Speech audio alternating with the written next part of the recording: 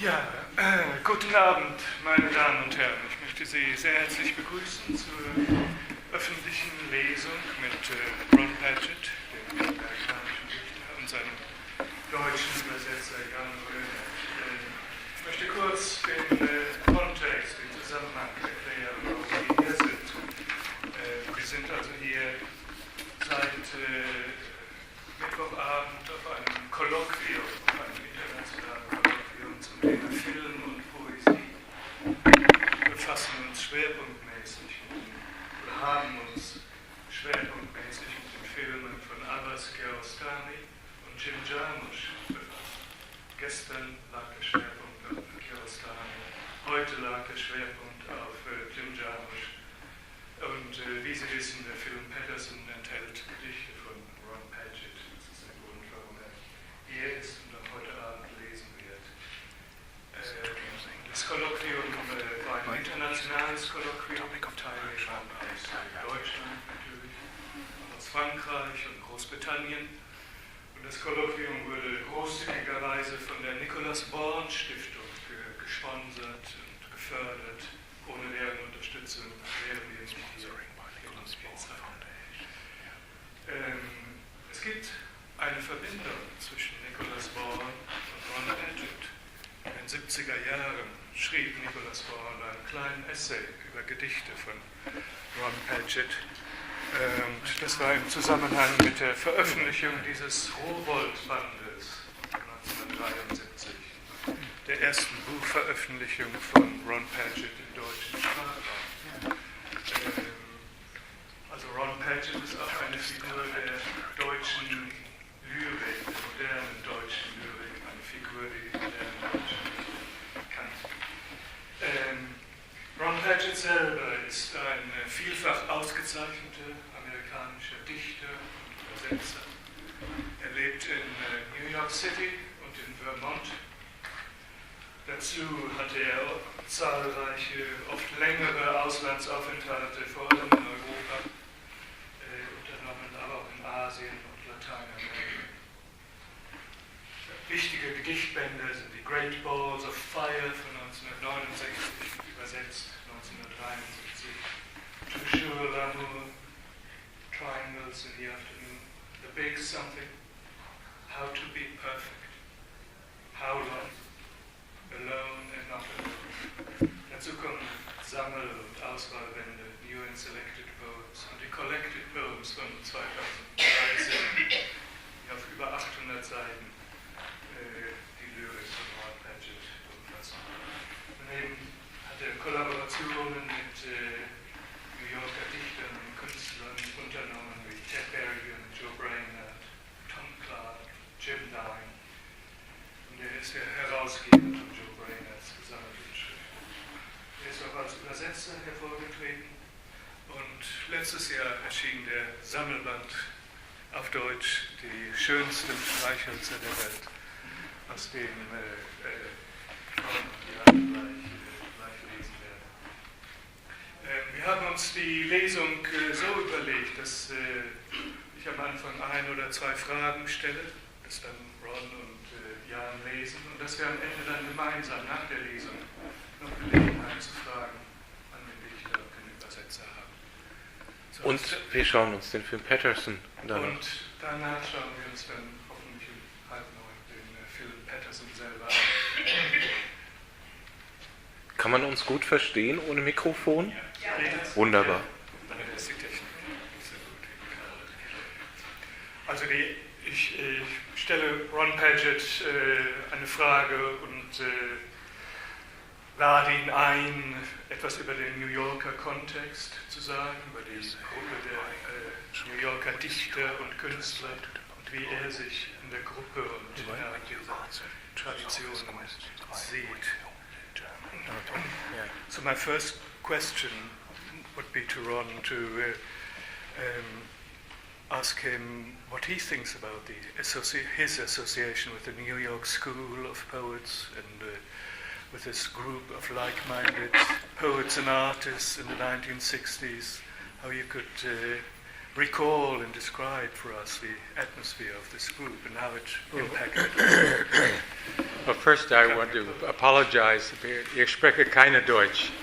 I can speak French and Italian and English and Chinese, but I don't speak German really.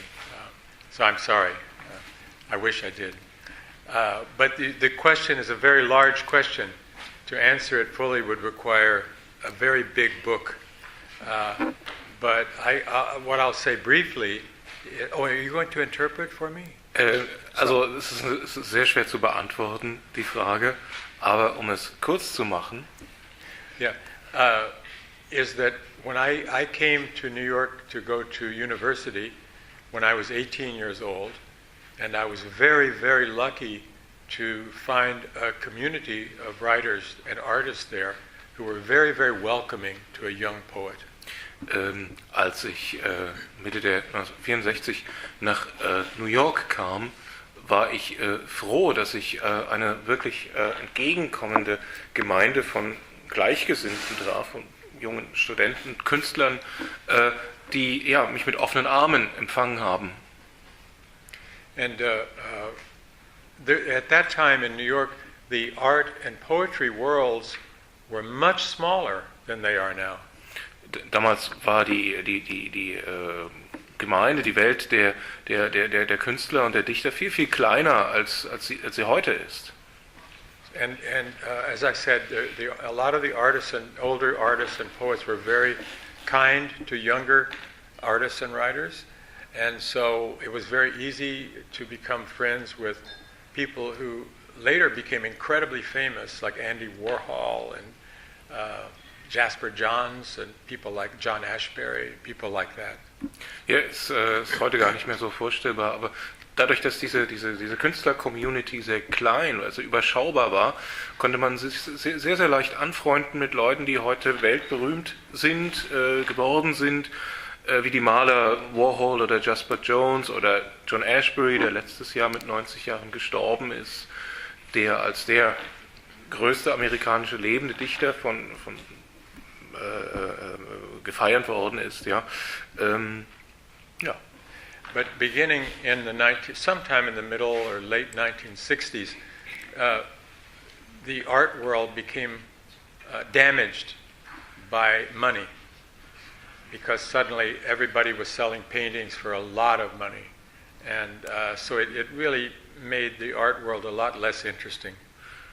Das Problem war, dass eben ab dieser Zeit, ab der Mitte der 60er Jahre, die Kunstwelt ja so einen Knacks bekam, weil plötzlich das Geld eine große Rolle spielte. Es wurde wichtiger, also der Preis für Kunstwerke, zu welchem Preis Kunstwerke verkauft worden sind, und aus diesem Grunde, dass das Verkaufen der Kunst über dem Machen der Kunst eigentlich stand, wurde die Kunstszene eigentlich weniger interessant, weniger spannend. But the good news is that the poetry world was not ruined because there's no money in poetry anyway. Ja, im Gegensatz zur Kunstwelt kann man jetzt mit der Poesie, mit der Lyrik nicht wirklich Geld machen, und insofern ist die gute Nachricht, dass der Lyrikszene erspart geblieben ist. Ja, dieses Gieren nach dem Geld, dieses Gehen nach dem Geld. I was just remembering what it was like in my neighborhood in New York, which is where a lot of poets lived.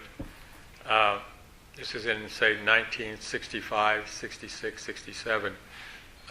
Actually, I still live there. You didn't have to have a job, a real job.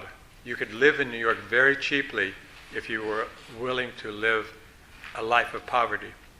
And so I and my friends, poet friends, we would have a job 1 day a week, 2 days a week, and then we would stay up all night together writing poetry and smoking pot and acting like fools. Ja, wenn man wollte, also wenn man sich auf einem einfachen, ärmeren Lebensstandard zufrieden gab, konnte man gut über die Runden kommen, damals in New York.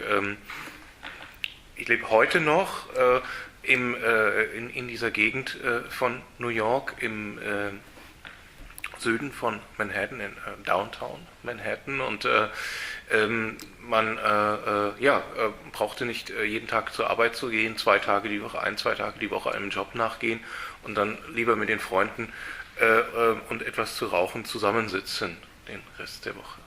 Yeah, I should also add, not only artists and poets, but in this community were also dancers and composers and filmmakers. I'm thinking specifically of a filmmaker named Rudi Burkhardt, who was Swiss, but who immigrated to the United States and made his own. He financed and shot and wrote and did everything, all his own films. He's a wonderful, wonderful filmmaker, Rudi Burkhardt. I really wish he was better known in this country, particularly. Es gehörten also nicht nur Künstler und Schriftsteller oder Dichter zu dieser Gruppe, sondern also es waren auch alle Künstler vertreten. Es war der Tanz vertreten, Musiker, Komponisten vertreten und auch Filmemacher. Und er möchte besonders an einen Filmemacher erinnern, nämlich an Rudi Burkhardt, der aus der Schweiz eigentlich kam, aus der berühmten Burkhardt-Familie. Wir kennen das über die Kunst der Renaissance, ja, Jakob Burkhardt. Aus dieser Familie kam er. He came from this Burkhardt family, this famous. Yeah, Jakob Burkhardt was his uncle, I think, yeah. Er hätte es eigentlich verdient, mehr bekannter zu sein, aufgrund seiner Filme, die er gemacht hat, mit den Dichtern und Künstlern zusammen aus diesen Szenen, die wir heute New York School nennen oder Second Generation. But you don't like this, actually. This category. Yeah. Categories? No, I don't like artistic categories very much. Ja, also das haben Sie verstanden. Ne? Also ja, keine Schubladen. Ja. It's like being in jail. Es ist, als wäre man im Knast. Ja.